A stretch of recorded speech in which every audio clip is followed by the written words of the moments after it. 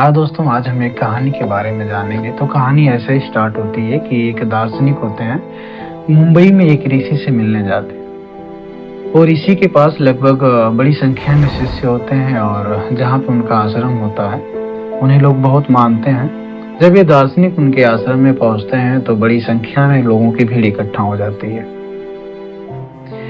भीड़ इकट्ठा हो जाती है, उसी में वो ऋषि द्वारा एक गीत की रचना की गई होती है और गुजराती भाषा में होती है। वो गीत को सुनाया जाता है तो वहाँ पे जो लोग बैठे होते हैं सर हिलाते हैं और वो उस गीत को सुनने के बाद वाहवाही करते हैं।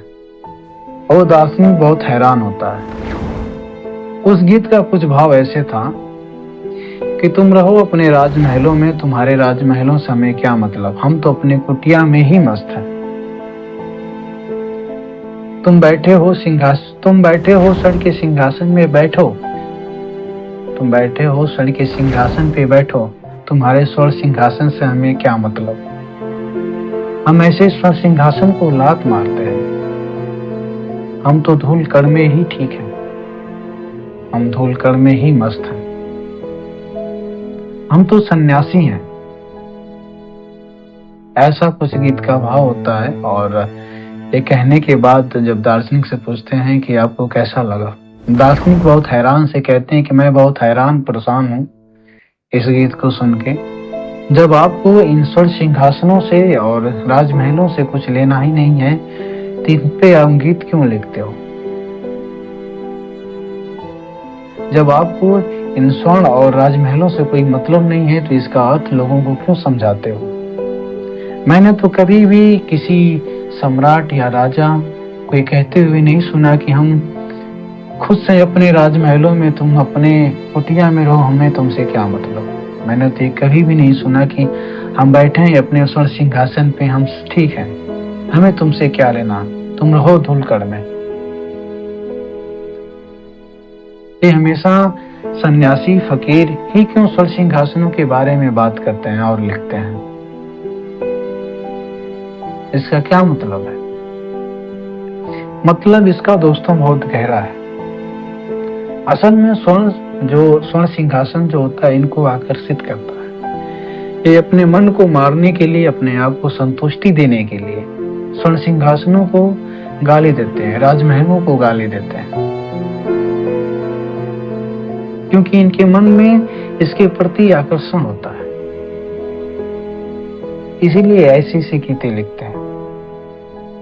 तो मेरे बताने का यही अर्थ है कि आपको जितनी ऊंचाइयों पे जाना है जाइए, बढ़ना है बढ़िए, इनकी बातें मत करिए, ज्यादा से ज्यादा धन कमाइए, बहुत ऊंचाइयों पे जाइए। आपको बता दें दोस्तों कि जितने भी भारत में महावीर हुए हैं, जितने भी महापुरुष हुए हैं, जैसे कि महावीर हो गए, बुद्ध गए, यहाँ तक कि कृष्ण और राम, ये सब राजाओं के पुत्र थे, बड़े बड़े सम्राट के पुत्र थे। इन्हें कभी धन दौलत की कमी नहीं हुई। आपको बता दें कि महावीर और बुद्ध जब भिक्षुक बनते हैं तो ये सारे सुखों को भोग के बनते हैं। लेकिन वहीं एक गरीब की बात करें जो एक झोपड़ी में पैदा होता है और ओढ़ने के लिए उसे एक बिस्तर भी नसीब नहीं होता है, सोने के लिए बेड नहीं, जमीनें होती हैं।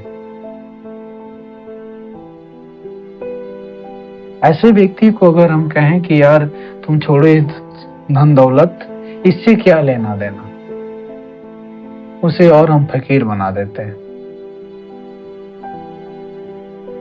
आपको बता दें कि ये जितने भी दार्शनिक बने हैं, जितने भी महान पुरुष बने हैं, ये सब राजाओं के पुत्र थे और ये कहते हैं कि ये सब इसका कोई मोल नहीं है। आप रामायण में भी, आप महाभारत में भी देख सकते हैं, और बुद्धा भी यही कहते हैं और महावीर भी यही कहते हैं। पर भारत में इतनी दरिंदगी क्यों है, कभी इस बारे में नहीं बताएं। जब दोस्तों जेब भरी हो और कमीज फटी हो तो स्टाइल लगने लगता है। जब अमीर इंसान गरीब बनता है, दरिद्र बनता है, तो लोगों को फैशन नजर आता है। जब बुद्ध एक अमीर बेटे के इंसान से एक फकीर बनते हैं, भिक्षु बनते हैं, तो उन्हें उन स्वरों का, उन राजमहलों का सारा सुख पता था। लेकिन एक गरीब जो झोपड़ी में पैदा होता है, जिसे ओढ़ने के लिए एक बिस्तर नसीब नहीं होती है, पहनने के लिए एक कमीज नसीब नहीं होती है, उसे उस स्वर्ग सिंहासन और राजमहलों का क्या आनंद पता चलेगा।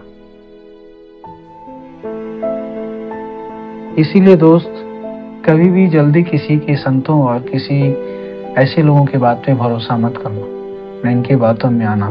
जितना धन कमाना है कमाओ, जितना आगे बढ़ना है बढ़ो, बहुत से ऊंचाइयों पे जाओ।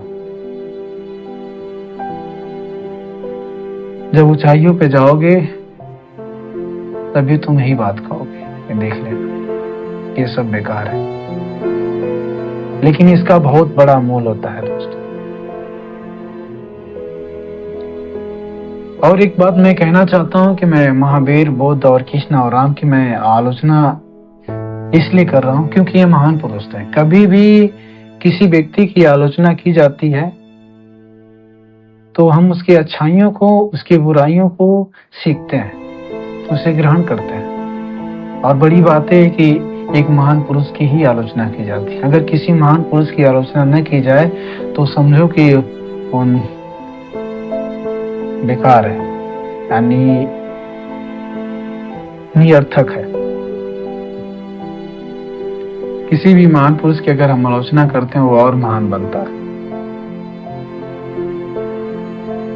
आलोचना से हमें उसकी अच्छाइयों के और उसकी बुराइयों के जानने के बारे में पता चलता है जब हम उन पे विचार करते हैं। तो मुझे लगता है मैं ज्यादा कह रहा हूँ, आप इसे जरूर सुनिएगा और अगर अच्छा लगे तो इसे आगे भी बढ़ाइएगा और मेरे चैनल को लाइक सब्सक्राइब भी कर दीजिएगा। तो नमस्कार, बाय, टाटा।